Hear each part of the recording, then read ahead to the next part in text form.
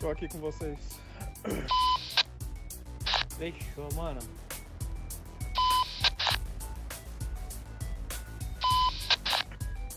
Vocês estão com carreta de vocês mesmo? É uma pequenininha, essa daqui é pequenininha, acho que uns 200 mil. Uns 200 mil essa daqui, acho.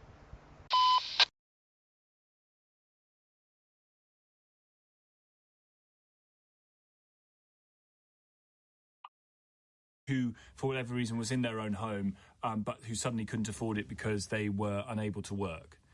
You wouldn't say, right, well, taxpayers are going to pay for their living arrangements, would you? If they've got money tied up in places like a house, age doesn't come into it. No. It's a different scenario, isn't it? Rapaz, Correio, tu não tá ligado. Esse negócio de andar em modo ghost, né? Tipo, enquanto tu ressurge lá no meio da pista, passando por todo mundo, aquilo ali dá barra, tá ligado? Tu sabia disso aí?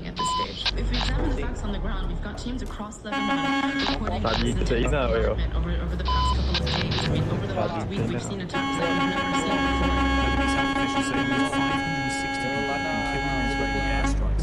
As the Defence Secretary here chairs a Cobra meeting to discuss the escalating situation in the Middle East. More details to come in just a moment. 5:45 the time. News headlines now. Amelia Cox. Sir Keir Starmer insists every pensioner will be better off under Labour during a speech to the party's conference. The Israeli military says it has killed a senior Hezbollah commander in airstrikes on Lebanon, which have killed more than 500 people. And 2 people have been arrested after a teenager was stabbed to death in Woolwich in southeast London on Sunday. LBC weather rain in Scotland becoming patchy in London tonight as it moves into northern England, mostly dry elsewhere, lows of 1. LBC Travel, I'm Dave Goff. In Eltham, the A2 is blocked going into town at the Falconwood interchange because of an accident, so there are severe delays with queues from Bexley Heath. Tower Bridge is Assim, closed in hoje, both pô, eu directions vi because of an cara accident, so com there are 4, queues on both sides esse of the river. reboquezão grandão aí, It's ó. slow on the M4 eastbound there, Era 4 reboques, um atrás do outro. Tipo, era misto, né? Se chama misto, que, tipo, na frente é tipo fechado e atrás é 2 caminhões. Ou às vezes pode ser trator, né? E caminhão fechado e tal. Reboque grande mesmo.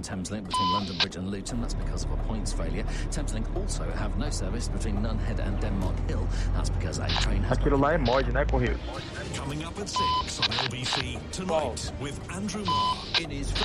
E o cara pega uma bitrem mista. Tipo, na frente vai tipo o baú fechado e atrás vai tipo 2 trator ou 2 caminhões, tá ligado? É mod. Tonight with Andrew Marr on LBC.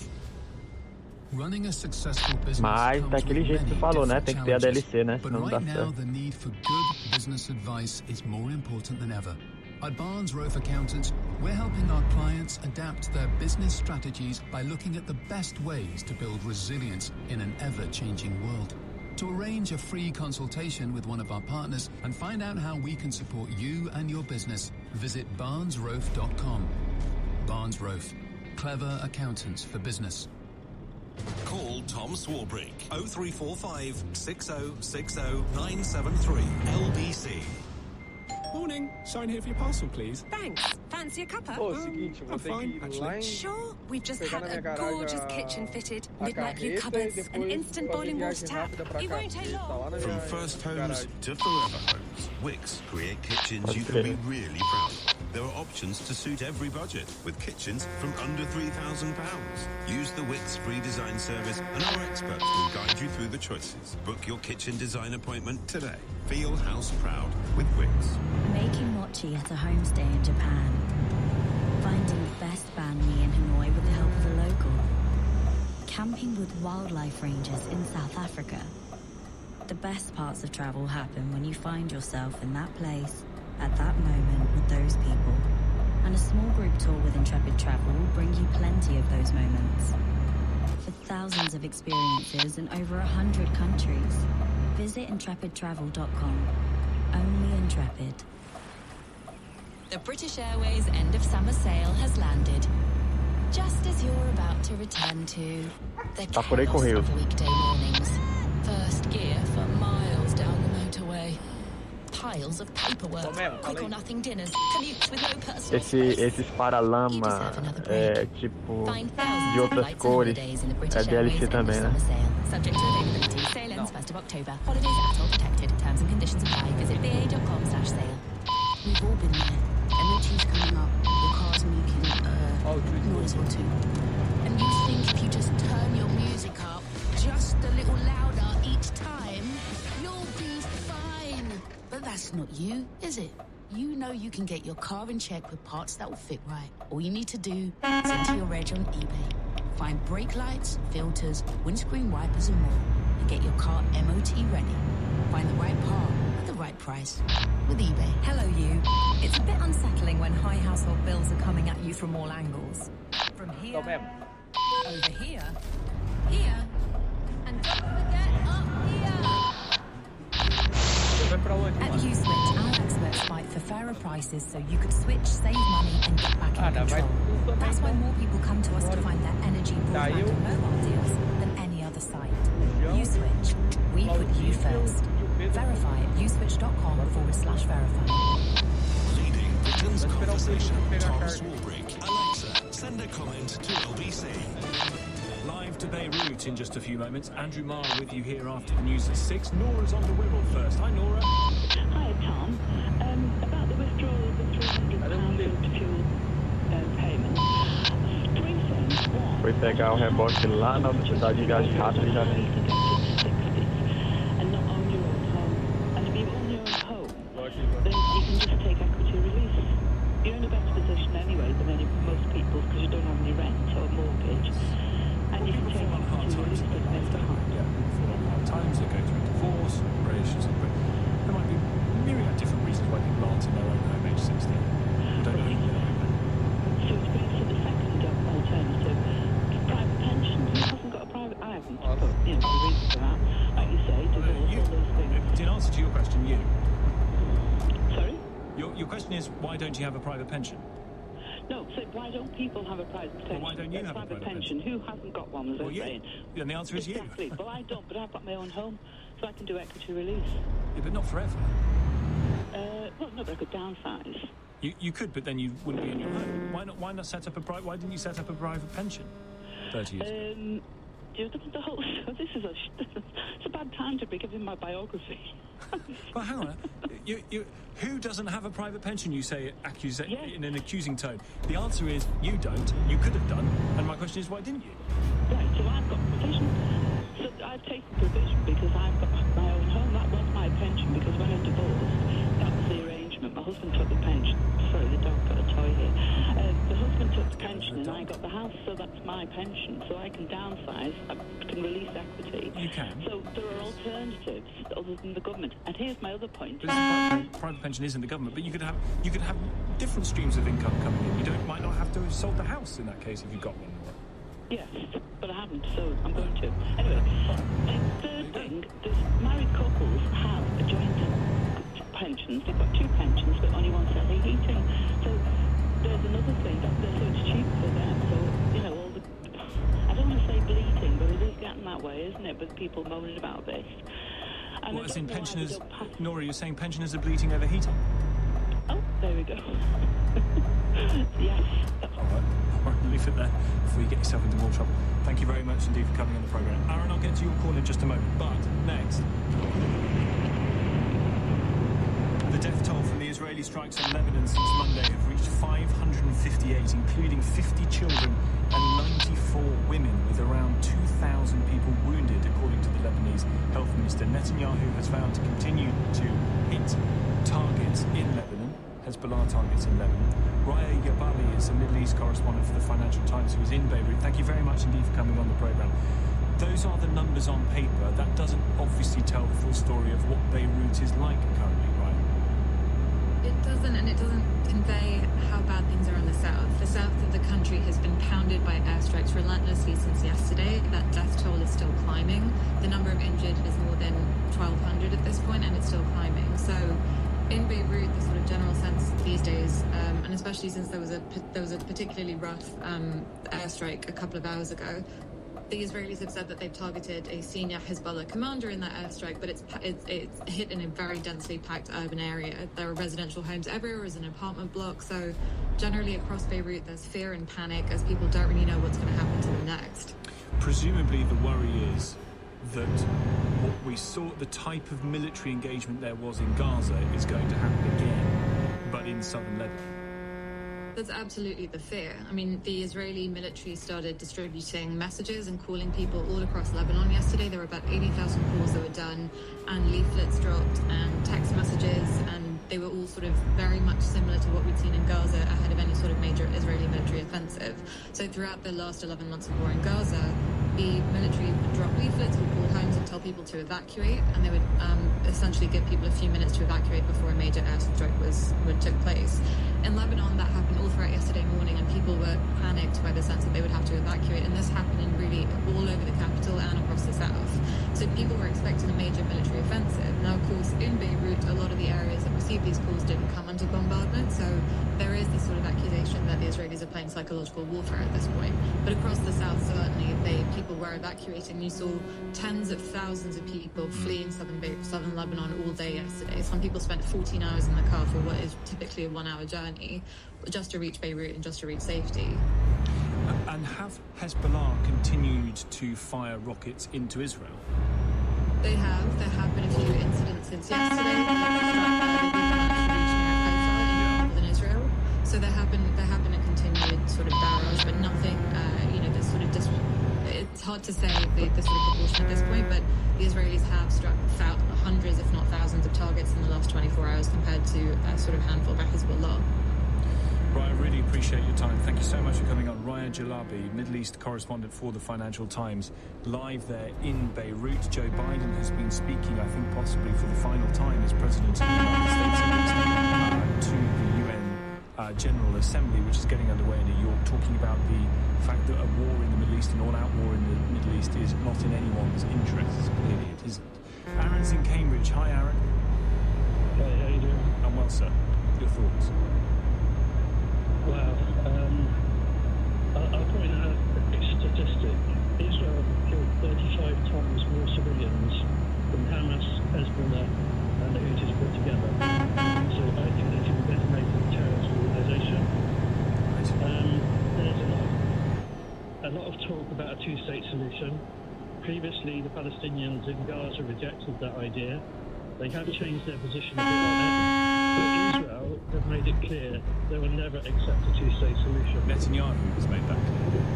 Not just Netanyahu, his whole government, the whole political party, in their manifesto says they will not accept a two-state solution.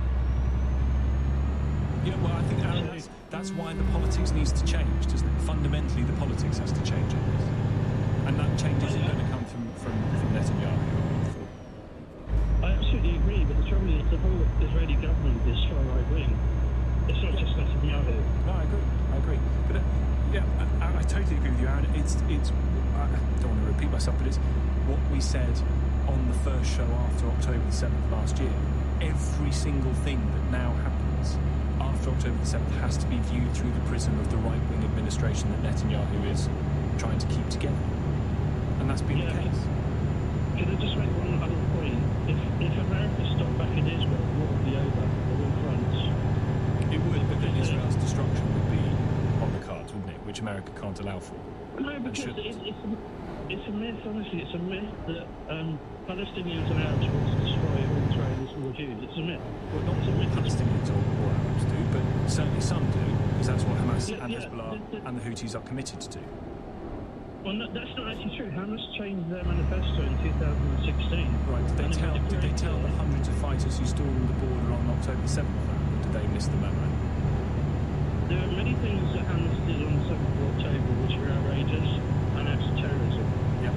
But Israel exaggerated what happened on that day. They didn't talk about the civilians. In what way did they exaggerate, Aaron? There were no murdered babies, or only 2 dead babies on that day. Only 2? Okay. So that's okay then.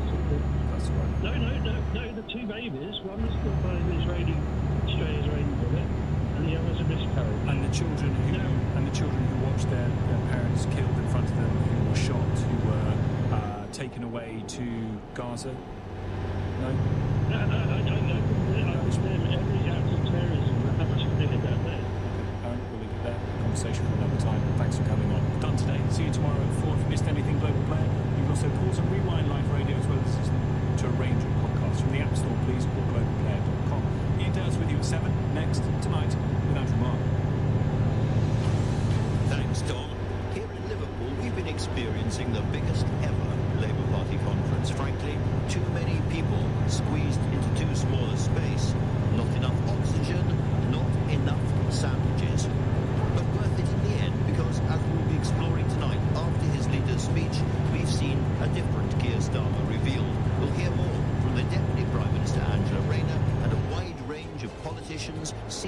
analysts and other observers. I'll be talking as well, of course, about the terrible events in Lebanon. While I try and find a sandwich, just hold on, please, and join me after the news.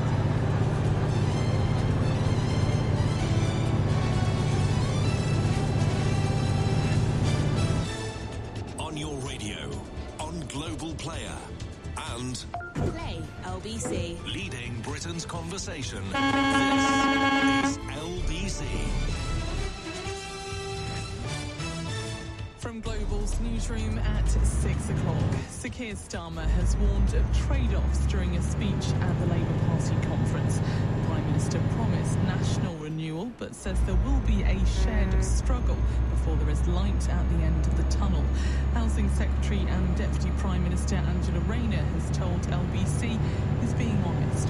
What the Prime Minister's saying is saying, look, I know you're upset, I know you're frustrated, I know you want that change and you want it quick, but give us the chance. Here's the blueprint of how we're going to change Britain, but we'll need everybody working with us, whether that's the private sector, which you talked about, the renewal of the public sector and respecting the role that they play as well, but also the role of an active state. You can hear the full interview on Tonight with Andrew Marr next. The Israeli military says it's conducting extensive strikes on Hezbollah targets after killing a senior commander. The Lebanese Health Ministry says more than 560 people have been killed in airstrikes yesterday and today. 2 men have been arrested on suspicion of murder after a boy was stabbed with a zombie knife in London. 15-year-old Dejan Campbell was killed in Woolwich on Sunday evening. And there's been a large rise in the number of e-bikes being confiscated in the past year over speed concerns. 937 were seized, with one modified to reach 70 miles per hour. In the city, the FTSE 100 has closed up 23 points at 82.82. The pound buys $1.33 and €1.19. LBC weather: rain in Scotland becoming patchy and light tonight as it moves into northern England. Mostly dry elsewhere, lows of 1. From Global's newsroom for LBC, I'm Amelia Cox. This is LBC from Global, leading Britain's conversation. It's 6 p.m. Now, Tonight with Andrew Marr. Good evening, everyone. There are a lot of people around, and some of you may be listening right now, who think Keir Starmer is a dull, grey enigma. Bit bland, doesn't quite know what he thinks. Well, after his conference speech today, we are going to have to rewrite that script, because this was a man full of anger, furious about the Conservative legacy, and livid about racist thugs on the rampage. So we will turn our collar up and face the storm. We will rise above the challenges that we've inherited. Because this is a country with fairness in the water, that believes in justice, and that wants working people to be respected. Quite the speech that many of us had expected.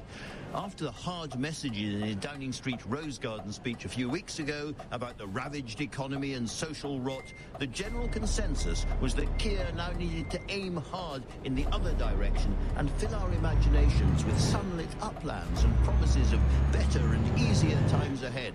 Well, so much for the general consensus. In politics, it's mostly wrong. Instead, I thought this was a curiously dark speech, brimming with warnings of tough times ahead, a brittle and fragile society, a Prime Minister whose meteorological metaphors were not exactly dry and sunny. As the people who smashed up businesses, who targeted mosques, attempted to burn refugees, scrawled racist graffiti over walls, Nazi salutes at the Senator, attacked NHS nurses, and told people with different coloured skin, people who contribute here, people who grew up here, that they should go here. No. People concerned about immigration would not do that. Because they understand that this democratic country is built on the rule of law, the ballot box, the common understanding that we debate our differences. We do not settle them with violent thuggery, and racism is vile. Overall, this felt like the speech of an agonised father with dark imaginings, a man who rarely allows his private passion to be seen in public. But it was also the speech of a hard nut, a pretty ruthless administrator who will not be distracted or deflected by abuse or bad headlines. Now, if that's really true, if that is the real Starmer, in a way it's reassuring, because looking at the state of things around us at the moment and the pretty dreadful opinion polls for Labour, it isn't going to be an easy ride for this government, which is still, let's remember, not even 12 weeks old. So much to talk about this evening, but let's begin with the Deputy Prime Minister, Angela Rayner, who prefers, she told me, to be addressed as Ange. Well, I think people got to see more of the Prime Minister that I've been talking about for years, and that not only about his seriousness about fixing the foundations, not about slogans, etc., but the emotion behind why he has those values and why he's doing it. So when he touched on the riots and when he touched about our shared common values and what makes us British, I think really gave you the motivation behind why he's determined to change Britain's fortunes around. We were all saying before the speech it had to be a passionate, emotional speech, and I thought there was a lot of emotion, as you said there, but the primary emotion was anger. He was absolutely furious about the legacy from the Conservatives and boiling with rage about racism in Britain. He is driven quite a lot by anger, perhaps more than we see. I think he just sees it as the frustration and the anger, I suppose, for Keir is that that's not the Britain that he grew up in. That's not the Britain that he wants to see his children. It's not the one he sees every single day. He's like, you know, these people, he's touched on social media as well, is that these people don't represent the hard-working, silent majority that have legitimate concerns, and he raised them in his speech as well, but actually wants to see a government that is going to put the effort in to turn it around, because they're still struggling. He spoke about that they haven't changed in 14 years. These people have still got that determination and drive, but what they've been lacking is a government that's willing to, you know, put the hard yards in to turn our fortunes around. It was clear from what he was saying that it is going to be a tough time ahead. It's going to be a tough budget. Everybody knows that. And I think one of the questions that people have been asking is, what's it all for? In the end, what is the prize? What is the vision? What's your answer to that? Well, I think the Prime Minister summed it up by saying he wants his children to have what the last generation gave him. And that was when he was growing up, his parents believed that he would have more opportunity than he had from a working class background. And that's what's driving the Prime Minister now, is that people should have opportunity. If you work hard in this country, you should have opportunity to have your own home, to have a decent, secure job, and to live in a community where you feel safe and valued for your contribution. And you talk about home there, and of course right on your patch is the whole house building and home building project. A lot of people are wondering, Rachel Reeves talked yesterday about shovels in the ground and trains rising in the air. When is that actually going to start? When are we going to start to see new houses take shape? Well, we've already made a number of changes straight away. So we've had the New Homes Accelerator. There was a lot of sites that were stalled under the previous government that we've already started making decisions to unblock that. The housing support grant, the Affordable Homes Programme, we've made sure that's more flexible, so again we could get more homes built in the country. People have already started the consultation on planning reform to make sure that we can deliver the homes, and we've in effect stopped the ban on onshore wind to make sure that we can get the energy renewals that we need in the country as well. We've had a lot of talk about raising our eyes and uplift and the big vision. Again, on your area, there was the promise for homeless veterans. And I think a lot of people thought, yeah, but what about all the homeless people? What is your prognosis? What's your optimism about homeless people in Britain generally? We see so many of them everywhere.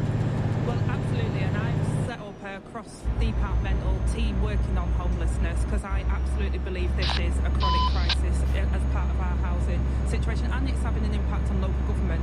The amount of temporary accommodation and the affordability of that now means councils are looking at going bankrupt, in effect issuing 114 notices, so we've got to tackle this. Keir talked about veterans, he talked about care leavers, and he talked about people fleeing domestic violence, about prioritising, because at the moment there is you have to have local connections, so we're going to remove those barriers so that we can prioritise and give those people the homes they need. We can't have veterans on our streets. We can't have people fleeing domestic violence not being able to get to safety. And our care leavers have some of the most challenging starts in life, and in order to make them reach their full potential, as a corporate parent that we are, we have to make sure that they have those opportunities too. I just referred to you just now as Angie. One of my colleagues called you much more properly Deputy Prime Minister. You don't have your own building, you don't have your own power base, as it were. So what is, from your point of view, the job of Deputy Prime Minister really about? Well, to be honest, Keir is that hard-working that half the time he does most of it. So first of all... So you don't do very much? No, well, I wouldn't say I don't do very much. I've got a huge department. I mean, like I say, I prioritise... I mean, my department is huge. We're doing stuff on housing, as you know, and I'm entrusted to deal with the Grenfell inquiry. But we've also got the homelessness strategy and working on child poverty across departments and pulling that work together. And we're also doing huge amounts of work across departments, and I'm doing the machinery of that along with my colleagues to make sure that happens. So it sounds to me you see yourself more as a departmental minister than as somebody, as it were, on the shoulder of the Prime Minister the whole time. I mean, I don't think Keir would say that. He'd say I'm on his shoulder all the time. He sees me every day. So I just see it as my job is to support Keir and support the rest of the Cabinet.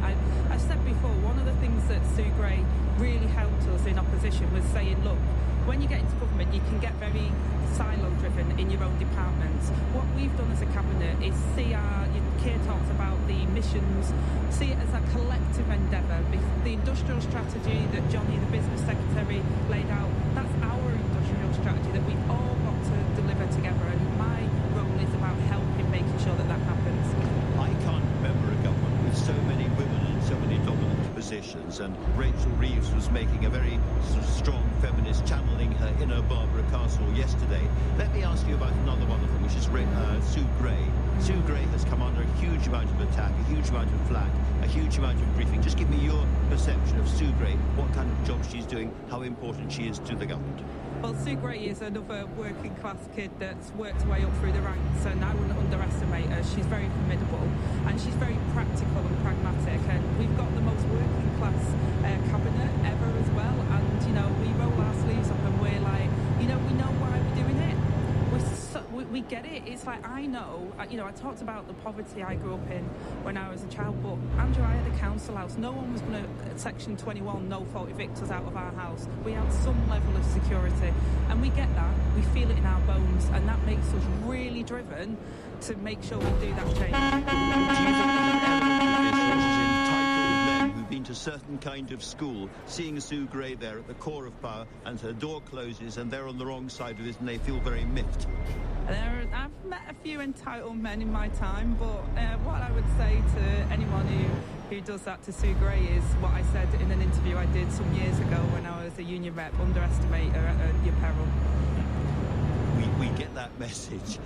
Let me ask you about the other obvious scandal that sort of started this conference, which is the thing about clothes and glasses and everything. Some people thought that Keir Starmer should have used a short but very effective and powerful word in politics in his speech, which was simply sorry. Do you think he should have said sorry? And if he didn't, why didn't he say sorry? Well, I think what the Prime Minister was setting out is that actually we haven't been focused on clothes and everything else. What we've been focused on is actually delivery. And Keir and the rest of the Cabinet, we haven't been talking... I heard stories that I've been, like, passed over for Dorneywood and all this sort of rubbish. I don't care. No, I don't care about a mansion. I care about looking at the British public who have entrusted me as a... You know, from my background to get to where I am, I feel a heavy weight of seriousness about the care workers that Keir talked about, that I was a care worker, I'm now Deputy Prime Minister, in delivering for them, and that's what we've been focused on. I suppose the trouble with all these stories about Lord Alley and the rest of it is that you already face a ferociously hostile press, much of which loathes this government, hates you, you know that, and these kind of stories just make it easy for them. Well, I think, you know, the way in which some of these stories are portrayed, look, you know, MPs do get donations, they do get gifts, all MPs, and that's been, you know, people can see that. We've always talked about transparency in the system, but for me, it's about making sure that people can see that what we're trying to do is deliver for the people on the ground. Nobody's getting, like, multi-million-pound contracts because, you know, they've bought Rachel a frock. This is not the way our government is operating. We are absolutely driven to deliver on our missions and for the British people, because Keir talked about it in his speech there, the Prime Minister, and he sort of touched on people have got disillusioned with politics. They don't think it's a vehicle for change, whereas actually he wants to prove that the reason he, you know, chose to come into politics, leave a career behind, you know, that he had before, was because he wants wants to affect that change, and that's the delivery that he wants to see, and that's the measure that he wants to see people measure him on when we get to the next general election. This is the first Labour conference in government for 15 years. Very big moment. You've only been in power for 12 weeks, I think. Is that right? 12 weeks, I think? Something like that. Something like that. And already, you know, the opinion polls are plummeting, personal ratings are plummeting. Does any of that really matter? Can you afford to say it's a 5-year project, it's a 10-year project, we will show, not tell, we will demonstrate change, so we don't need to worry about the short-term unpopularity? How do you see it? Well, what I would say is, again, if you in the Prime Minister's speech today, he talked about when we took over as leader and deputy leader of the Labour Party, we'd had our worst defeat in a generation, and he talked about people said you couldn't change the party, you couldn't do it, you couldn't get into government, and we were quite unpopular then. I think he made a joke about the reviews, but it's not about being popular. It's about doing the work and then the delivery for people. So what the Prime Minister's saying is saying, look, I know you're upset, I know you're frustrated, I know you want that change and you want it quick, but give us the chance. Here's the blueprint of how we're going to change Britain, but we'll need everybody working with us, whether that's the private sector, which you talked about, the renewal of the public sector and respecting the role that they play as well, but also the role of an active state to make sure that things like Grenfell can't ever happen again. And on that directly, again, we heard from the Chancellor yesterday a broad hint there would be more investment in the budget. Now, I know investment's very important in your area. Are you expecting changes to the rules to allow you to invest more money? Well, I was very excited by the Chancellor talking about investment, and I was very excited the Prime Minister talking about building, and I think he said building quite a lot of the time. So I think, look, we know that we have to fix the foundations, and to do that, our infrastructure is incredibly important as part of that. And I think one of the things that, people have said to me when they're talking about my 1.5 million homes target is actually we've got to have the infrastructure as well. That's where people get worried and concerned. So we've listened to that, and you'll see how Rachel sets it out in the spending review going forward. Final question. You said right at the beginning of this conversation that you saw the Keir Starmer more coming through this speech. Just tell us a little bit about that man. What do you mean when you said that? It's that connection to why he does things. He won't be bounced off course. I think he said that, I can't remember the exact words, but in his speech he talked about he doesn't get bounced around. His collar up against the storm. Yeah, he doesn't get bounced around by, whatever someone's saying in this corner and that. He's very diligent at looking at the evidence, bringing people together and driving that delivery and that change. And he's done it before in other walks of life, and he's determined to do it now. He did it in the Labour Party. No one said he could do it. He did it. And for me, the other bit was that a lot of people don't always see is the emotional reason why he does it. Like, these are deep values for Keir, and that's why he's doing all what he's doing now. Really interesting. Angela Rayner, always great to talk to you. Thanks so much for talking to LBC tonight. Thank you.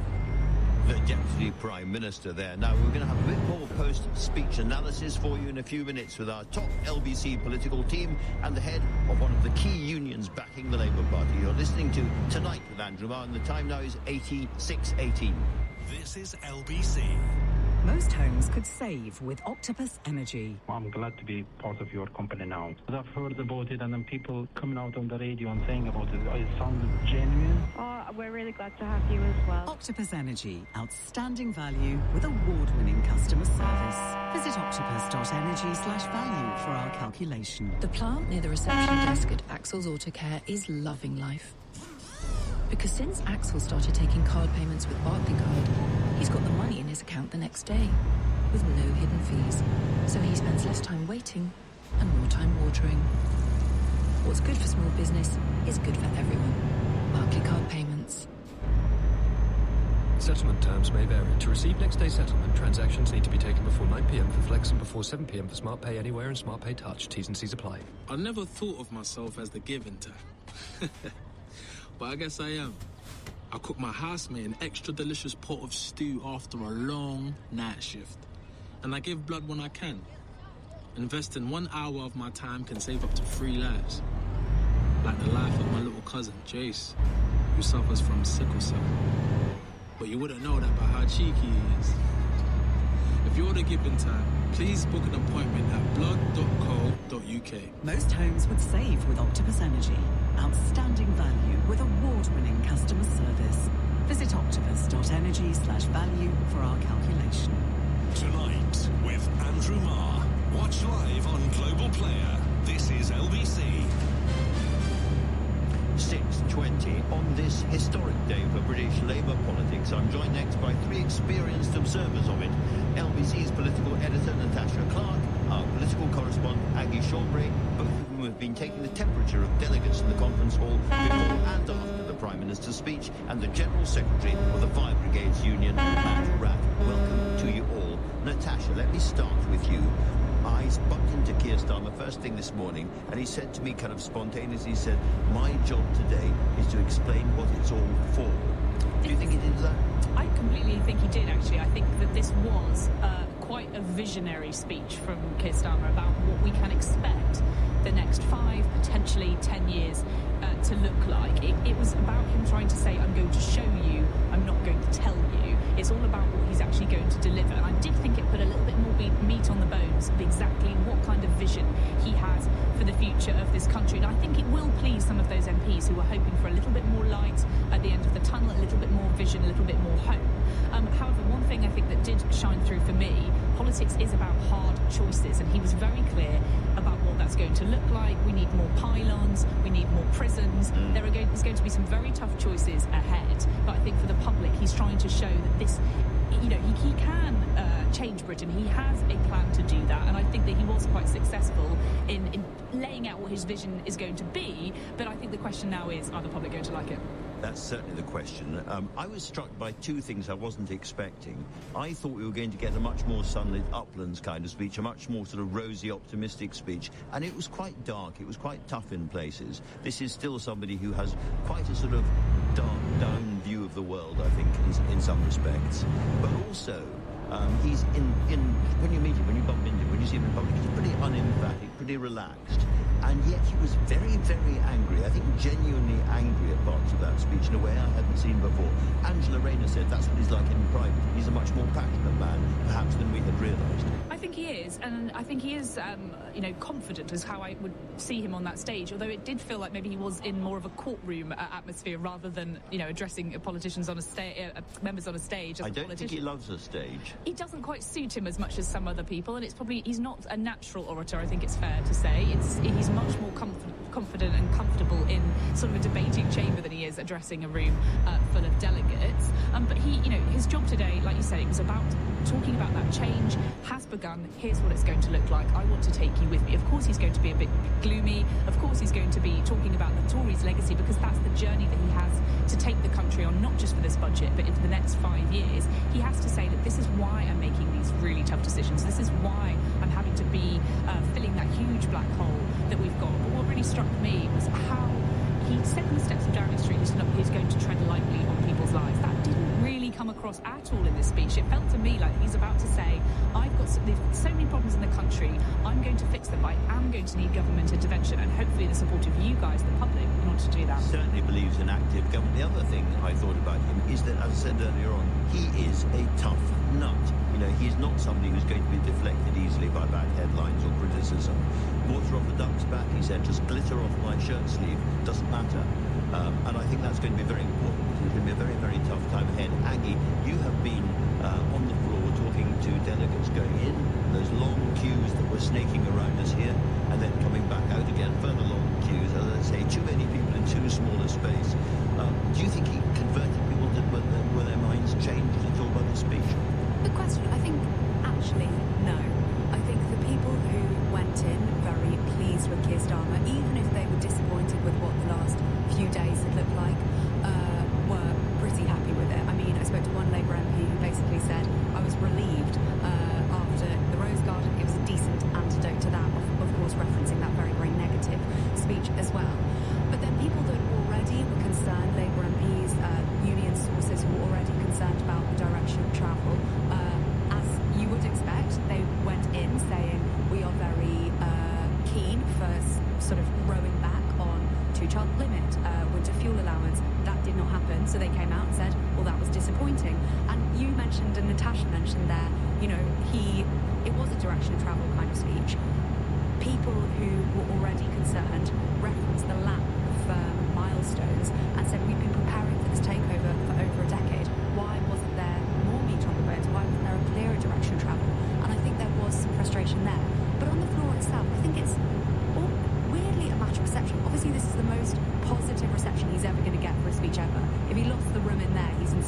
serious trouble, and it was very far from that. It was really positive, numerous standing ovations. He walked in to cheers, he walked out to cheers. I mean, people in that room really, really liked it. But when I spoke to a number of cabinet ministers straight after the speech, they all talked about how optimistic it was. Like, those were the words they said. It was enormously uplifting, Darren Jones said. Great vision about what the type of country we are. Yeah, they're kind of paid to say that, though, aren't they? They are paid to say that, but it's sort of interesting No. that was the language they wanted to use, because, as you said, you watched it and thought that was actually kind of dark. He was very careful to temper all of his language. Although he talked about the light at the end of the tunnel, he really did talk about the difficulty the country is in at the moment. Well, that talking about tunnels and lights and what's coming towards us or not, I'd be really interested in your overall vision of your overall reaction to the speech. I think Keir Starmer's not going to get an easier audience than that. You know, he's just won the general election with a huge majority, and he's with Labour Party members, so they're going to be very, very supportive, and that was very clear from the audience reaction and the standing ovations and so on. I think, looking at it a bit more critically, the question is how that goes down with the wider public and those of us who have some questions to ask. And, you know, I think for the unions, we wanted to hear more about how quickly he's going to address the cost of living crisis. Workers have had 14 years of stagnating pay, are struggling to pay the bills, the rent, the mortgage. Public services are falling apart, and people want to hear very quickly how that is going to be put right. And I think simply saying it's going to be a tough job, I think everyone knows it's going to be a tough job, but simply saying that is not going to wash with a lot of people. So I think that's probably a lot of the union reaction to it. And we didn't hear an awful lot about the workers' rights legislation in the speech, as it happens. But, you know, making comparisons with, for instance, Tony Blair, Keir Starmer is much more pro-trade union than Tony Blair has ever been. Do you feel you have got basically a friend at the heart of government? I think I'm very pleased, you know, I'm sometimes seen as a critic, but I'm very pleased that in terms of access, you know, after 14 years of being excluded from Downing Street, that has ended, and that is very, very welcome, and our job is to go in there and make the case for what our members are seeking, but it's about the delivery. Now, I was complaining bitterly earlier on the show about the lack of sandwiches at this conference, but I don't know if it's beer and sandwiches back again. I got offered a very strange concoction for a breakfast meeting. I declined it and had a cup of tea. There's been a little bit of criticism of the rather Osborne-like language, we're all in it together, a sort of slight whiff of austerity still hanging over the Labour government. Big danger for them. I think it is, and to say that there will be no return to austerity and then take the measures on winter fuel payments, I think there is a contradiction there, and I think that's been picked up, and that's going to be debated in the conference tomorrow, and Unite supports a resolution on that issue. And I think, well, just 2 weeks ago the Trade Union Congress passed resolutions opposing that and on the need to address poverty among all sections of the community, children and elderly people as well. Of course, those motions have been pushed to right at the end of the conference. There's a surprise. There is a surprise, yes.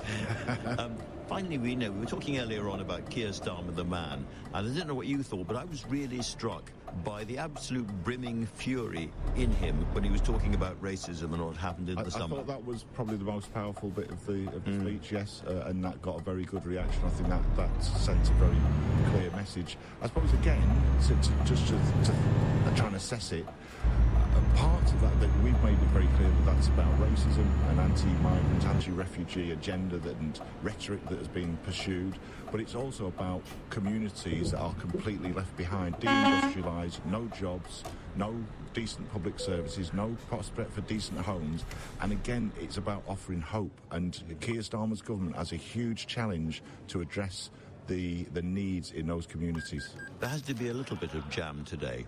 There has to be something very quickly, I think, for people to see the benefits of what they've just voted for. And if that doesn't happen, I mean, you're seeing the polls already. Labour are way, way down. Keir Starmer's way, way down. Is there a danger in 5 years' time that far from getting 10 years of a Labour government, you get a snap right back to the hard right? That clearly is one option, one danger, and I think unions have said this very clearly. You know, you look at the reform votes, if you look at what happened over the summer, there are clearly, unless some of the needs that have built up in many parts of the country are begin to be addressed urgently, I think there is that risk of disillusionment. What's the difference with this government? And people begin to look elsewhere. So there is, I think, a huge challenge to the Keir Starmer government to deliver for people. Matt Rack of the FBU, Aggie Jeanbrink, Natasha Clark, thank you all very much indeed. Coming up, we're going to hear from the Lebanese health minister after further Israeli strikes have killed at least 558 people, with the United Nations describing Lebanon as on the brink of all-out war. The time now is 6:30, and here is Amelia Cox with the news headlines. The Deputy Prime Minister has told LBC Sir Keir Starmer is focused on delivery rather than a row over gifts from Labour donors. Speaking on Tonight with Andrew Marr, Angela Rayner says the party is committed to transparency in the system. Israel's military says it has killed a senior Hezbollah commander in its strikes on Lebanon. Here, the Defence Secretary has been chairing a Cobra meeting about the situation in the Middle East. And 2 people have been arrested after a 15-year-old boy was stabbed to death in southeast London. Police were called to reports of a disturbance in Woolwich on Sunday evening. LBC weather, rain in Scotland becoming patchy and light tonight as it moves into northern England. Mostly dry elsewhere, lows of 1. This is LBC. The USA election explained on LBC. With Betfair, play responsibly. I'm John Soap, host of the global original News Agents USA podcast. The forthcoming election has seen the 2 candidates facing each other in a televised debate which has become a staunch tradition of the election campaign ever since the first one in 1960 between John F. Kennedy and Richard Nixon. Ever since, the importance of a candidate's performance in the TV debates has weighed heavily upon the eventual outcome of the election. The debates are a chance for the 2 candidates to outshine each other while discussing important and often controversial topics. The number and style of debates is always the subject of fierce negotiation between the 2 sides, with that often becoming just as big a story as the debates themselves. And this year has proved no different. The USA election explained on LBC. With Betfair, everyone knows the polls, experts know the odds. Play responsibly. LBC. Morning. Sign here for your parcel, please. Thanks. Fancy a cuppa? I'm fine, actually. Sure. We've just had a gorgeous kitchen fitted, midnight blue cupboards, an instant boiling water tap. It won't take long. From first homes to forever homes, Wix create kitchens you can be really proud of. There are options to suit every budget, with kitchens from under £3,000. Use the Wix free design service and our experts will guide you through the choices. Book your kitchen design appointment today. Feel house proud with Wix. Tonight with Andrew Marr. Listen on your smart speaker. Just say, play LBC. 6:32. One piece of significant news announced in Keir Starmer's speech today was that the new national champion for green energy, GB Energy, is to be based in Aberdeen, the old capital of the North Sea oil and gas industry. To react on that and reflect on politics of hard times, let's turn now to Anas Sarwar, leader of the Labour Party in Scotland. Anas, great to have you on the show. Thanks for having us. You're a Glasgower. You must be scoured at Aberdeen getting the victory. I'm a Glasgow MSP, a child of Glasgow, but also a lover of Scotland. And I've got to recognise that the great driver of the UK's energy over the last number of decades has been the great city of Aberdeen. And we want to make sure that we have a just transition in Aberdeen, and that Aberdeen remains the focus of the next generation of energy for our country for decades to come. And that's why it's the right place for us to headquarter GB Energy. Now, the important thing is getting up and running, getting the jobs that come from it, the lower bills that come from it, the energy security comes from it, and then not just the investment that we're going to see in Aberdeen and the North East, but investment right across the country, many parts of Scotland, other parts of the UK too, because that's the way we get out of the energy mess we were left by the last government. Now, we had Ed Miliband on the show yesterday, and one of the big changes that, of course, Labour are making is onshore wind in England. Well, England has not had onshore wind really under the Conservatives at all, but Scotland has. So what's your advice? What's your message to comrades down south who are wondering about what's going on? Onshore wind has been a great success in Scotland, but I think there's 2 challenges I think that we have to look at, maybe actually 3 challenges. One, we've got to look at the capacity on our grid, because some of the frustration we have around the onshore wind farms is they spend many hours each day off because actually the capacity doesn't exist in the grid, and therefore we're not maximising the resources that come from it. Second, let's not take 10 years, 20 years in some cases to build some of these wind farms. Let's get planning and infrastructure right so we can get it fast-tracked. And of course, a lot of them are owned by foreign companies, foreign sovereign wealth funds. Partly in terms of supply chains, in terms of where they're built, but also you're right, a lot of the profit making is actually sovereign wealth funds of other countries rather than assets owned by those in the UK or UK companies. That's why GB Energy is so important. But the third point I was going to make is around community buy-in and community benefit. It has spoken to lots of people who have a frustration that they feel like their community is contributing to the clean energy future, but they personally aren't feeling the benefits either in terms of local services or indeed local bills. That's why I think community buy-in, community assets has to be a key part of what GB Energy looks like. And the SNP are saying, of course, that GB Energy up in Aberdeen is just going to be a nameplate, really. What do you know about the number of jobs that that's going to produce in the headquarters? Well, what I find interesting about the SNP reaction is, one, they promised an energy company, they didn't deliver it. We are now opening an energy company, they're not willing to vote for it. And third, this is billions of pounds of investment that's going to come to Scotland, but rather than embrace the opportunity in Scotland, they want to talk down the opportunity in Scotland. I want Scotland to lead the world in clean energy, and with a UK Labour government, Scotland will lead the world. The number of jobs, obviously that will be set in more detail as we roll out GB Energy. But the crucial point to make is, it's not just the company itself that's going to generate the jobs. Where the large-scale jobs are going to come from in the clean energy of the future is partly the direct infrastructure itself, whether it be the wind farms, whether it be the hydrogen plants, whether it be around carbon capture and storage. But actually the large-scale jobs that are going to come to our country and make sure they're spread in every part of the country comes from the supply chains. But right now we have a ludicrous situation where we have all the energy potential in the world. We are now finally seeing the investment, but the components and the parts that make those wind turbines or that infrastructure is being imported from other parts of the world. That should be made and built in Scotland, made and built in the UK, so we, yes, get the benefit of our energy resource, but we get the jobs to go with it. Even an ignorant expatriate Scot like myself understands... You've never called yourself ignorant before, Andrew. Who are you kidding? There you go. Understands that Scottish politics is different. Unlike colleagues down south with one seats in England, Scottish Labour MPs have the SNP at least rhetorically to their left. The situation there is different in other ways. Scotland is colder and so on. What's your feeling about the cut in the winter fuel allowance for pensioners? Because that is something that has gone down even worse in Scotland than the rest of the country, which is saying something. Look, I think it's safe to say that it's probably gone down the same way in all parts of the country, because I think if you are a pensioner household or you are a family member of a pensioner household, you of course worry about your loved ones and you worry about your heating bills. And I think a few things to say. One is, this is not a decision we wanted to make. The responsibility for this lies squarely with those that left the economic mess. Secondly, we have to make much clearer that actually we're going to put £6 billion more into pensioners' pockets with the triple lock and the increase in pensions, when this is a saving of around £1.6 billion around the winter fuel payment. And the other point that I don't think we're getting across well enough, and we have to project, is £900 increase in the pension this year, £460 increase in the pension next year.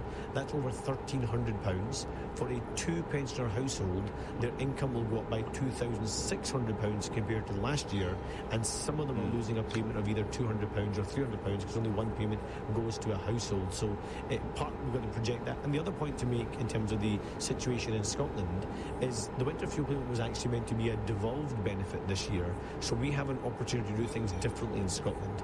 And so whilst the SNP, rightly in my view, point to the fact that it's not a universal benefit, so there's not the £160 million consequential that comes with that, it doesn't mean we don't have an opportunity to do things differently in Scotland and look at a different criteria. One of the Holyrood Parliament could, as it were, soften the blow for pensioners in Scotland. Yes, because it's this year a devolved benefit, but it looks like... And you're urging the SNP to do that. Labour MPs would vote with them if they did that.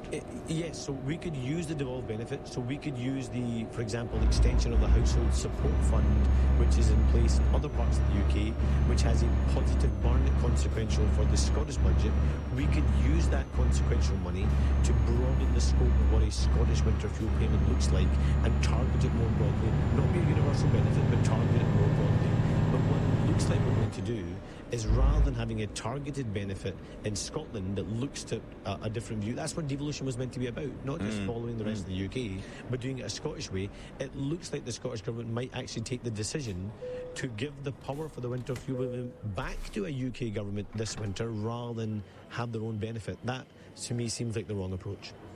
Let me turn to something entirely different, which I'm going to an interview in a moment about the horrendous events in Lebanon. More than 500 people, including quite a lot of children, have been killed in Israeli airstrikes, and there is something like full-scale war opening up there. Your thoughts on that?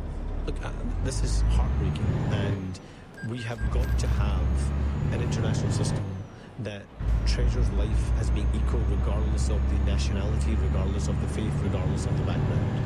And until we get to an international system that recognises every Israeli life equal to every Palestinian life, every American life equal to every Lebanese life, every UK life equal to every, for example, Afghani or Iraqi life, until we get to that kind of system in our international politics, we're going to see what feels like a real broken international system.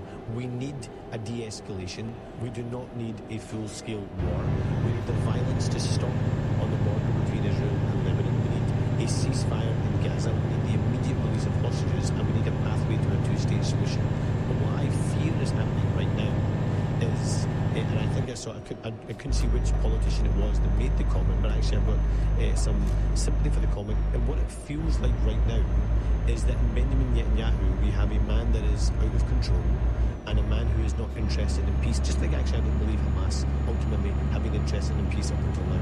I don't think Benjamin Netanyahu is interested in peace, and it looks like what Benjamin Netanyahu is trying to do is to extend a war and extend the violence, because he knows the moment it stops, he falls off his perch, and the Israeli people who are already turned against him remove him from power. That is not a stable place for that region to be. The people of Israel deserve to live in peace and security. The people of Palestine deserve to live in peace and security. The people of Lebanon deserve to live in peace and security. Peace and security every country deserves. And that's why we need politicians that are willing to compromise, that are willing to find common ground, and put peace, human rights and international law front and centre. Pray God we can find them. Anna Sarwar, thank you very much indeed for talking to us tonight. That's very good of you. Now then, one face that was missing during Keir Starmer's speech in Liverpool was that of his Defence Secretary, John Healey. I had been talking to him at breakfast, but he was suddenly called away soon after that to head back south to chair a meeting of COBRA, the Emergency Cabinet Committee, to discuss the very alarming news from Lebanon, where Israeli airstrikes have killed, it is now reported, 558 people, including 35 children. This feels like a new war beginning, but how is it going to stop? To speak about the situation on the ground in this beautiful, tragic and battered country, I'm joined now by Mr. Firas Ayet, the Minister for Public Health in Lebanon. Dr. Oubiet, thank you very much indeed for joining LBC tonight. These are horrendous events. Can you just give me a sense of what is happening in Lebanese hospitals and on the streets tonight? So the results of the indiscriminate attacks that occurred yesterday, we have reported the tally up till now is 569 people have been killed. This includes 50 children, 94 women.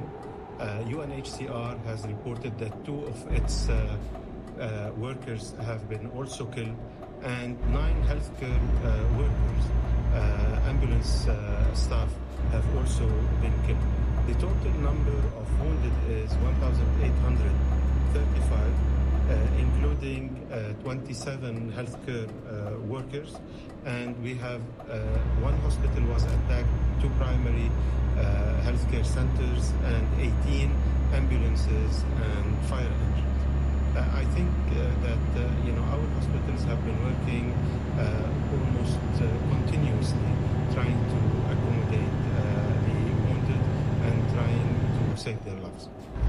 And is the hospital system coping? I mean, with that number of people coming in suddenly, it must be extremely difficult, and attacks on ambulances. Well, what we have been trying to do, ever since the conflict started in Gaza, we've instigated a plan to be able to disseminate the patients across our hospital system. And we have been working very hard to transport patients from the hospitals on the front lines to hospitals in safer areas. And I think that we are barely coping. Some of the hospitals have reached full capacity. Remember that last week we've also had to deal with the casualties from 3 different attacks, and the total number of casualties has reached almost 5,000 casualties. Just to compare, in 2006, the war between Lebanon and Israel, the total number of casualties in that war was 10,000. We have reached almost half that number in a matter of 1 week. That is fairly horrific. Now, of course, you're a member of the government. How does it feel there? A lot of comment about this is the beginning of a full-scale war, people expecting an actual Israeli invasion yet again. Is that how it feels? Are you worried about that prospect coming soon? Well, I'm very worried, not only as a member of the government, specifically as a health minister, because I know that our health system is under a lot of stress. We are facing multiple crises, financial crises and other crises as well. We're hosting almost 1.5 million Syrians. This is the equivalent of 1/3 of our population. And on top of that, we have now this war to deal with. You know, at the beginning of last week, I think we started the week with some hope because Mr. Blinken, the Secretary of State, was coming to the area, to the region, and there was talk about a push on the efforts to reach a diplomatic solution. But then on Tuesday, the indiscriminate attacks using the detonated pagers resulted in one of the largest number of daily casualties since the start of the war. And unfortunately, that was clearly an escalation that was followed with other attacks. And I think that all hopes on moving forward with some kind of a diplomatic solution were dashed. Well, that's very sad to hear, Minister. We're all thinking of you and praying for you and your people. Thank you so much for talking to LBC tonight. Thank you very much. Now then, it's nearing the end of the conference here in Liverpool, but I'll be wrapping up the show tonight by getting the reaction to the Prime Minister's speech from 3 top political minds, past and present. The time now is 6:46. Coming up at 7 on LBC, Ian Dale. It was Keir Starmer's opportunity to make a real impression on this conference this afternoon. Did he pull it off? Ian Dale on LBC. Hey, it's Bruce the Butterfly. Did you know that Scottish Power are the experts in solar panels? Trust me, as a butterfly, I can spot who's just winging it.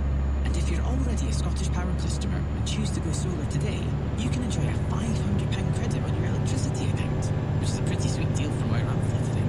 To find out why Scottish Power are the one-stop shop for solar, fly over to scottishpower.co.uk. The £500 applies to Scottish Power customers and will be credited to electricity bill. See website for full details. Hey, you with the hands at 10 and 2. Ever felt that nudge that your motor might need a little TLC? When it's time to go under the hood, eBay's got you covered. From mirrors to headlights, find all the right parts by entering your reg. And if it doesn't fit, eBay Assured Fit means you can return it for free. That's our money-back pledge. Find the right part at the right price with eBay Assured Fit. Exclusions apply. See ebay.co.uk for more details. Do you like the sound of work that has plenty of giggles? Where you'll build lifelong skills, as well as wobbly towers? Where you'll feel part of a team, or even have the chance to lead one? Where every little thing you do makes a big difference. Do something big. Work with small children. Search early years careers to find out more. This is LBC. Message Andrew Marr on WhatsApp now on 0345 6060 973. 6:48. Right, let's finally reflect on Keir Starmer himself and his politics after this big day, on the pitfalls and the potential triumphs of speech-making in an era when so many of us get our news in minuscule fragments from our mobile phones, and think about the challenges ahead for this still very young government. Here with me in the conference hall to discuss all of that is the journalist and author of Keir Starmer, the biography, Tom Baldwin. also the man who wrote speeches for Tony Blair back in the day, Phil Collins, and the Labour MP for Liverpool Riverside, who's been on this programme before to talk about welfare issues, Kim Johnson. I muffed the name of your constituency, Kim. Apologies for that. Lots of muffin going on today. A lot of muffins from Andrew Marr going on today, frankly. But Tom, let's just start with you. We had Angela Rayner on earlier on saying this is the Keir Starmer I know privately. He is much more passionate, frankly, much more angry about things from time to time, and much more determined. That's a comment about water off the duck's back. Is that, do you think, an accurate description of what we saw today? Yeah, he had this line early on in his conference speech, "You know me by now." And I think we do know that relentlessness, that determination, that changed the Labour Party, that won that election victory. We know he's going to drive forward. But I think a lot of people don't really know him. And the way he used some of these stories about himself, it wasn't just the usual, I'm the son of a toolmaker, working class boy made good. He talked about his brother, who had difficulties learning, who got left behind. And he said we need to show him opportunities and chances too, people like them. His sister who deserves respect as a carer. And the way, particularly, any Labour leader can get a standing ovation by condemning racist right-wing votes. But he didn't link it to Labour values. He linked it to his values and British values, a patriotism. And I thought he was country really brimming with anger at that point. He was almost out of control with anger, which was interesting and frankly good to see. Yeah, but if you want to know what the government strategy is, it's not about an ideology. It's not about something you get out of a textbook. It's about values and expression of his idea of Britain and the Britain we can be, what change looks like, and it's expressed in terms of people rather than isms. Well, in terms of values and people, Kim, there was not much about welfare, and some people thought that the language around that was a little bit George Osborne, a little bit austerity, and were unsettled by it. Were you? I know that we have a massive problem at the moment. We do now have the task force looking at child poverty. We have some issues around the welfare and the winter fuel payments. We'll have that debated on the floor tomorrow. I raised some issues directly after the King's Speech in terms of big issues, and I was very, very lucky this morning to be with young children from 3 local schools who were campaigning on universal free school meals. It's an issue that's passionate to schools. It's an issue passionate to me and others. And what those young children were saying was that if children in London can get universal free school meals, it shouldn't be a postcode lottery. All children, irregardless of where they live, should have access to universal free school meals. And I think that's what we need. And I think it was the foundations, it was a starting point. And I think we've got a couple of legislations and policies that will help us to move that forward, and particularly, the New Deal for working people. Well, that's good to hear. Phil, you have written many, many speeches, and I have to say, your speeches, or Tony Blair's speeches, however we describe them, still read very well. I've been reading some of them back recently. In terms of structure and the way the speech was made and delivered, what was your verdict? There are 2 things I think I would like to have done. It goes back to what you were talking about with Thomas a moment ago. I would have liked more in there. I thought it was great. I thought that section about violent racist thugs was fantastic, because language like that you don't often hear in politics, which tends to be euphemistic, and you can't go back when you say words like that. And the passage which followed was so pointed and so candid, and he was visibly angry. I thought that was really good. I would have had more of that, I think.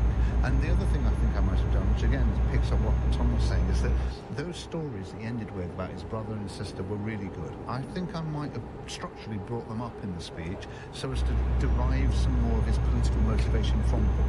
One thing that surprised me is, there's been all this consensus, and consensus is always wrong in politics, that it was going to be a kind of happy, sunlit uplands, glowing, optimistic speech, and it really wasn't. He's quite a dark thinker in many ways, Keir Starmer. He's got a pessimistic tinge to his mind, I think, the way he sees the world, and we've got lots of words like, fragile, brittle, broken promises, false illusions, and all the rest of it. And yet, I thought that the kind of emotional power behind it was remarkable, that this is somebody who knows what he wants to do and is determined and is not going to be deflected by a few weeks of bad headlines, which, given the headlines, is pretty lucky. I think you're right. I think in the way he speaks, his delivery mechanism, he has a tendency towards being a little bit downbeat. And if you read the speech, which I have now done, you can absolutely deliver those lines with controlled anger. But with some of them, he read them in a slightly slow, slightly downbeat way. And I think I would have lifted that, I think. He doesn't love being on the platform, Tom, does he? He doesn't. I don't think he ever craved the spotlight. I don't think he never practiced his speeches naked in front of the mirror at the age of 16. He's not one of those politicians, right? He came into politics late in life because he wanted to do things. And his frustration, I tell you now, he's angry about the newspaper coverage of the last few weeks.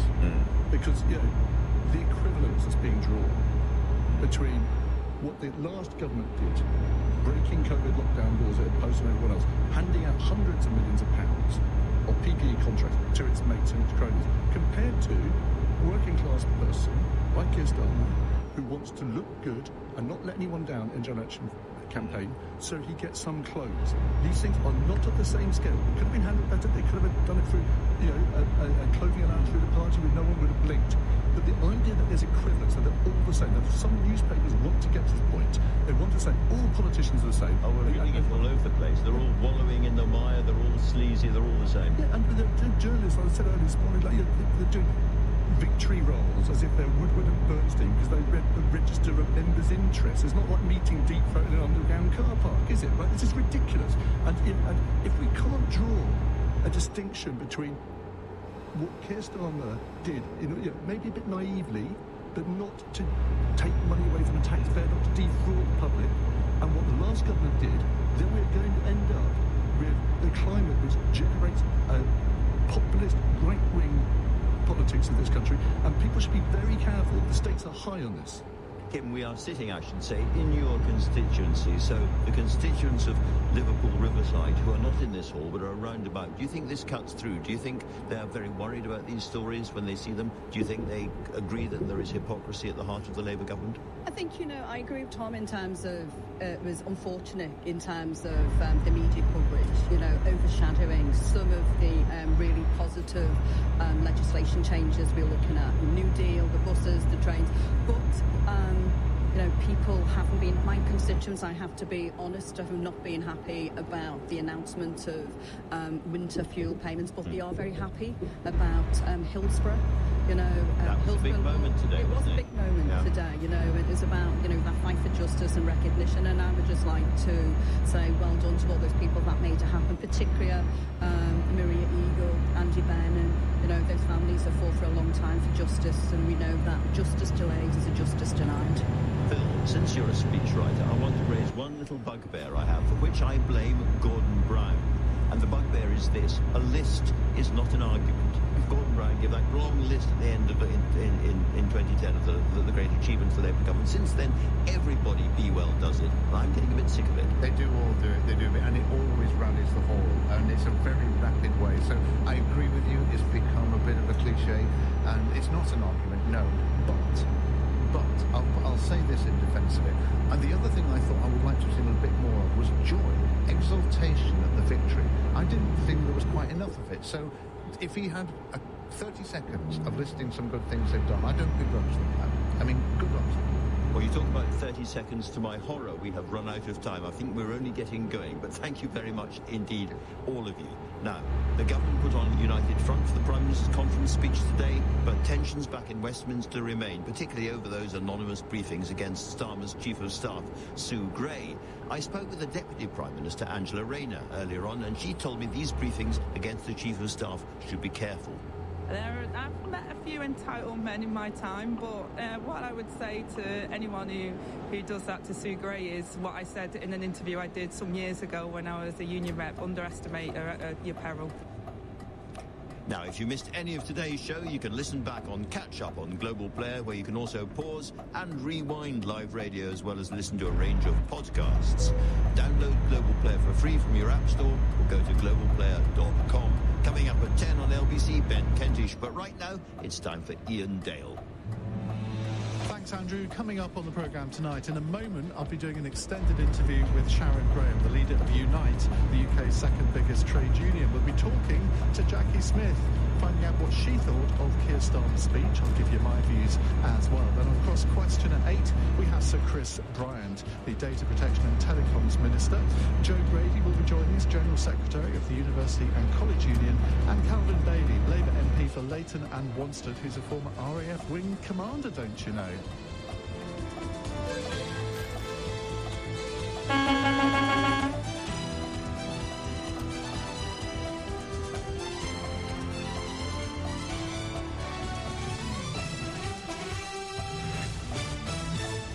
On your radio, on Global Player, and Play LBC. leading Britain's conversation. This is LBC.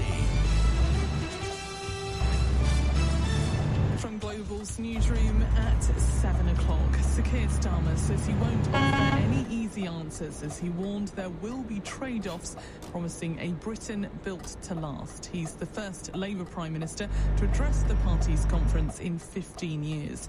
Sir Keir defended his decision to scrap some winter fuel payments, but offered no apology following the recent row over gifts from party donors. Deputy Prime Minister Angela Rayner has told Tonight with Andrew Marr they won't be distracted from their mission. MPs do get donations, they do get gifts, all MPs, and that's been, people can see that. We've always talked about transparency in the system, but for me, it's about making sure that people can see that what we're trying to do is deliver for the people on the ground. Nobody's getting multi-million pound contracts because, they've bought Rachel a frock. This is not the way our government is operating. Prime Minister vowed to house all veterans in need of accommodation, announcing a Homes for Heroes scheme. He also confirmed the state-owned GB Energy company will be based in Aberdeen. Leader of the Scottish Labour Party, Anna Sarwar, told Andrew Marr he welcomes the news. The important thing is getting up and running, getting the jobs that come from it, the energy security comes from it, and then not just the investment that we're going to see in Aberdeen and the North East, but investment right across the country, many parts of Scotland, other parts of the UK too, because that's the way we get out of the energy mess we were left by the last government.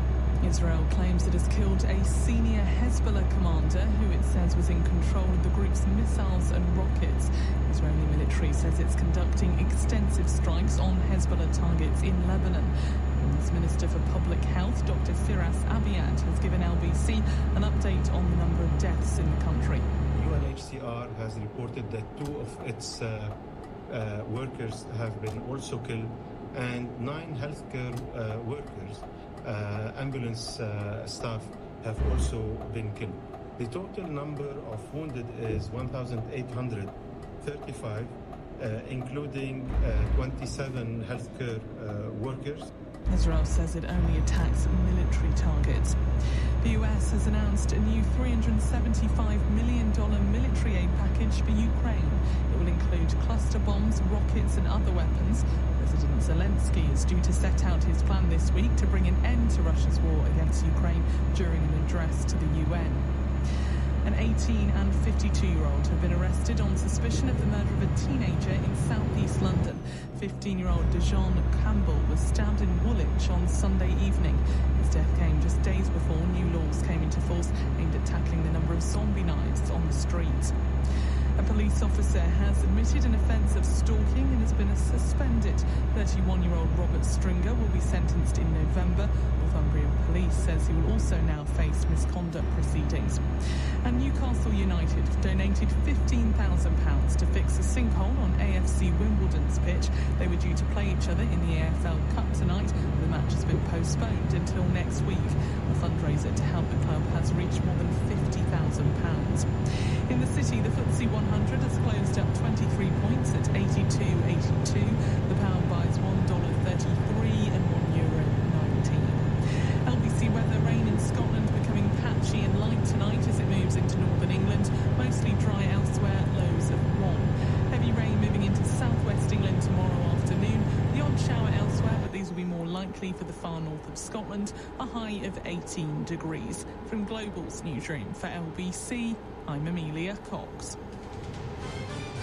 This is LBC from Global, leading Britain's conversation with Ian Dale.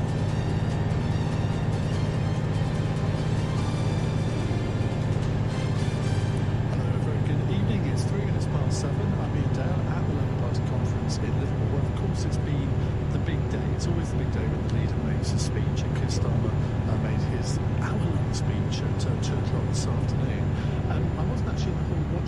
was watching it in a so-called watch-along organised by the Fabian Society, where you watch the speech and then there's a panel of them, a panel of 7 people, which is a little bit too many in my view. I was with Paul Mason, who many of you will know, and various other luminaries, and we had to comment on it afterwards. And I must admit, look, Keir Starmer is not a natural platform speaker, but I thought that was probably his best delivered speech. I mean, take away the content, but in delivery terms, I thought it was much better than he's ever done before at a party conference. And even in content terms, it was a very different tone. Yes, there was the bits about sort of, well, it's a very difficult situation in the economy, etc., etc. But he struck a much more optimistic tone, a bit like Rachel Reeves yesterday. So, I mean, imagine that, a Labour Chancellor and Prime Minister working in tandem. Who'd have thought that could ever happen? So I was actually quite impressed. His jokes landed, which sometimes that doesn't happen when you're not a natural teller of jokes. There was a minor protest, but he brushed that off quite well. So I think he will think, as he flies to America to the UN this evening, I think he will think job done. It's going to be interesting to see what the newspaper headlines are tomorrow. I'll no doubt concentrate on the bit where he said that he's very much in favour of rescuing the Israeli sausages. I'm quite sure how sausages came into his mind on that one, but that's I suspect that will become a bit of a thing. Now, he was, though, defiant in saying that the gloom will lift and better times will follow. People said we couldn't change the party, but we did. People said we wouldn't win across Britain, but we did. People say we can't deliver national renewal, but we can, and we will. Now, it's had a bit of a difficult couple of weeks. I want to hear your views on what he said today. Some of you will have watched the speech or listened to it. Many of you won't have done. But it was a much more optimistic Keir Starmer. Is that what you want from your Prime Minister? And do you think that he is the man to deliver on his optimistic words? Well, Aggie Sean joins me, RBC's political correspondent. You were in the hall, Aggie. What was your judgment of... he was rapturously received. Most political leaders are at their conferences. But was this any different to normal? I think if he was not rapturously received in that room, he's got a really, really big problem, especially considering, this is the first Labour conference, where they're in power for 15 years. So there were multiple standing ovations. He walked in with his wife absolutely grinning from ear to ear. I think this was sort of the most positive I've seen the hall when I've seen him in the last kind of few years, but as I say, that is probably because they're in government. It felt like it was a speech that didn't necessarily change people's minds. People who were worried about the last 2 weeks, I think, are basically reassured, but people who are already pretty negative towards him, worried about winter fuel allowance, worried about the 2-child limit, were frustrated about the kind of lack of meat on the bones, I suppose. This was a quite, visionary, I suppose, is a word. It was broad brush, talking about telling a story of who he was, why he was doing it, what motivated him and what the future was, but without detail of what the future might be. I think, as I say, it was well received. There was a kind of policy light. There wasn't a huge amount of policy in it. There was a bit of policy. There was no new policy, was there? Because normally a leader comes to a party conference and makes a big policy announcement. That didn't happen. Well, no, and actually I felt this with Rachel yesterday. It's a very difficult position to be in when you're obviously of their own making, when you're making a conference speech where you're supposed to have this big glitz glamour announcements when you're just a month out from a budget. So you can't, so kind of fiscally it's quite difficult. But no, he put a bit more detail on announcements that had already been made. In terms of kind of how people received it in the hall as well, I spoke to a number of cabinet ministers right afterwards. The Energy Secretary and former Labour leader Ed Miliband told me which part of the Prime Minister's speech particularly inspired him. I thought the most important part of the speech for me was the last part of the speech, because I think it speaks to who Keir is, somebody who came from a working class background to become Prime Minister. And I think if you want the Keir Starmer vision of the country, it's particularly that last part of the speech which says, look, I want a country where